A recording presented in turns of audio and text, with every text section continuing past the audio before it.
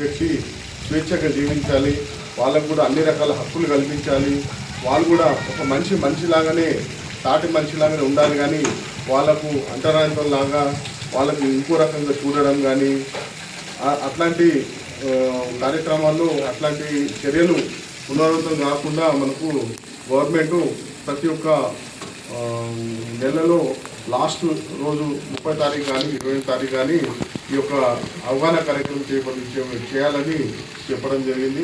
అందులో భాగంగానే మనం ఈరోజు కోటగిరి మండల కేంద్రంలో ఈరోజు ఎస్సీ కాలనీ మరియమ్మ టెంపుల్ దగ్గర మనమందరం కూర్చొని ఈ యొక్క చర్చిస్తున్నాము. ముఖ్యంగా ఎక్కడన్నా ఏదైనా ఇబ్బంది వచ్చినా మేము మండల కార్యాలయంలో ఉన్నాము.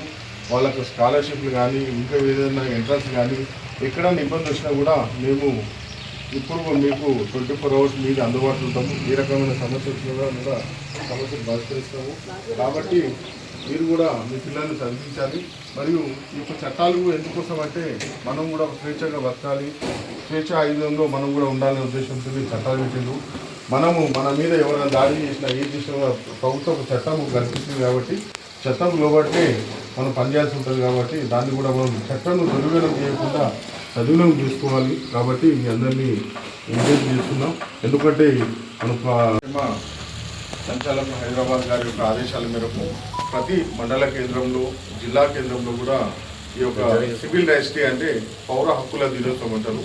ఈ ముఖ్యంగా ఎస్సీ కాలనీ లోకాలిటీ ఉన్న కాలనీలో కానీ అక్కడ నిర్వహించి ప్రజలకు జాగృతం చేసి చట్టాల గురించి వివరించే కార్యక్రమం. కాబట్టి ముఖ్యంగా మనకు ఒక గతంలో చాలా సందర్భాల్లో చూసిన విషయాలు ఏమున్నాయంటే ఈ చట్టం రాకముందు రకరకాల వ్యసనాలతోని అంటరానితను అనుమానించము 2 క్లాసుల పద్ధతి అనేది మనకు చాలా సందర్భాలు చాలా జిల్లాల్లో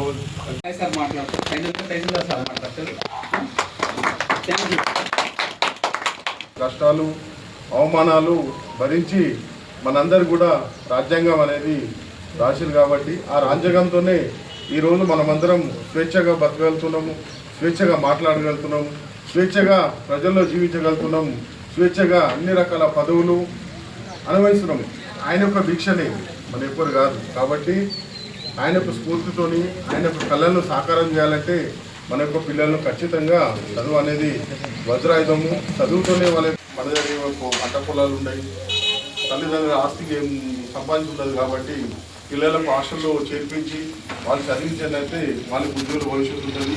రకరకాల ప్రైవేట్ రంగాన్ని కానీ ప్రభుత్వ రంగంలో కానీ వాళ్ళు ఉద్యోగాలు కొట్టి వారి యొక్క జీవితంలో మంచిగా ఉంటారు. కాబట్టి మనం పిల్లలను ఖచ్చితంగా చదివించాలి. ఇంకోటి ఏంటంటే ఈ యొక్క కార్యక్రమాలు ఎందుకోసం మనం నిర్వహించమంటే ప్రజల్లో చైతన్యం రావాలి. మరి ఎప్పుడు చైతన్యం వస్తుంది? మనం చదువుతోనే చైతన్యం వస్తుంది. చదువుతూనే మనకు అన్ని రకాల మార్గదర్శకాలు వస్తాయి. చదువుతూనే మనకు